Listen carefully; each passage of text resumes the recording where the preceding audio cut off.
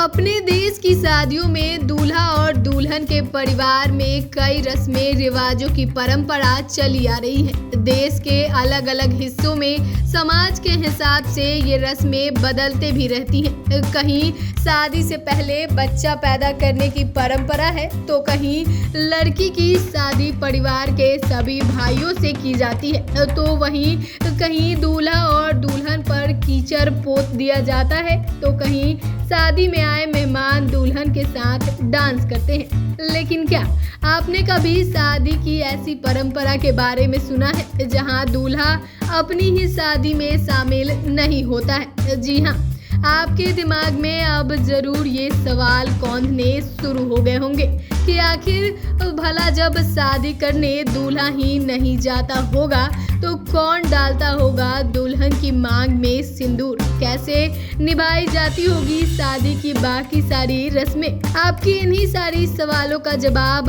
हम इस वीडियो में बताने जा रहे हैं। भारत में दूल्हा अपने रिश्तेदारों और गाजे बाजे के साथ बारात लेकर जाने और अपनी दुल्हनिया को ब्याह कर ले आने की परंपरा शुरू से चली आ रही है, मगर भारत में ही एक ऐसी जगह है जहां इस रिवाज का पालन नहीं होता है, क्योंकि यहाँ दूल्हा अपनी ही शादी में नहीं जाता। हम बात कर रहे हैं गुजरात के कुछ गांव की जहां ये प्रथा प्रचलित है।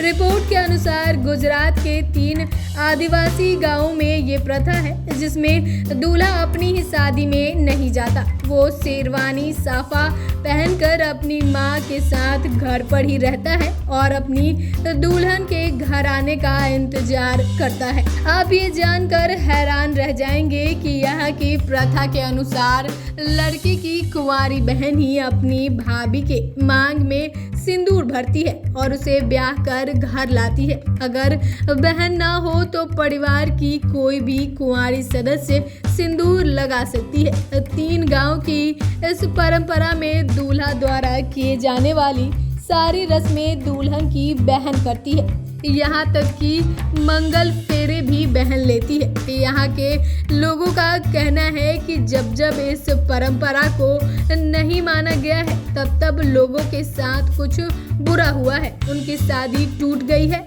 या वैवाहिक जीवन सुखी नहीं बीता। यहाँ तक कि लोग ये भी कहते हैं कि अगर वो इसका पालन नहीं करते हैं तो बड़ी समस्या खड़ी हो जाती है।